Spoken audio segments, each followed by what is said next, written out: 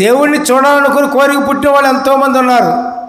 దానిలో బైబిల్లో కూడా ఒక వ్యక్తిని గురించి చెప్పాడు దేవుడు మనకి. జక్కయ్య ధనవంతుడే, గొప్ప ధనవంతుడే.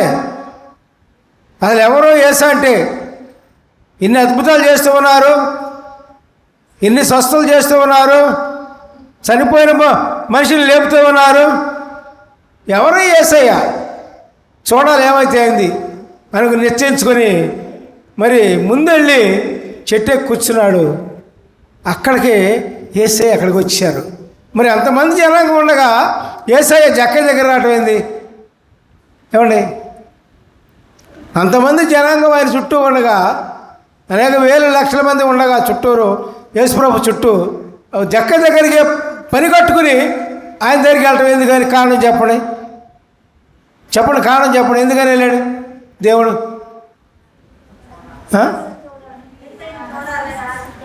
యేసయ్యను చూడాలని ఆశతో ఉన్నాడు కాబట్టి అక్కడికి వెళ్ళాడు. అట్లాగే మీకు చూడాలని దేవుడిని చూడాలని మీకు ఆశ ఉంటే మీ దగ్గర రాడా?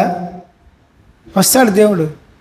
అప్పుడు శరీరధారి ఉన్నాడేమో, ఆయన వెళ్ళిపోయి పరిశుద్ధాత్మను పంపించారు భూమి మీదకి.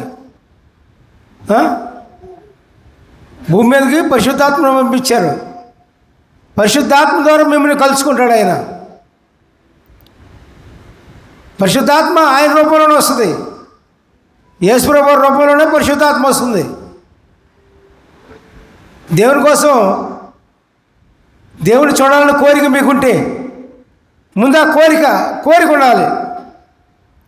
కోరిక అనేది మీరు ఏ పని కానీ అనండి, ఏ పనైనా చేయండి, ఏదైనా మీ యొక్క జీవనాధారం ఏదైనా చేయండి, కానీ యేసుని చూడాలి అని కోరిక మీలో ఉంటే పిల్లరా దేవుడు మీ దగ్గరికి వస్తాడు. పిల్లరా దేవునికి స్తోత్రం, హల్లెలూయా, ప్రైజ్ ది లార్డ్.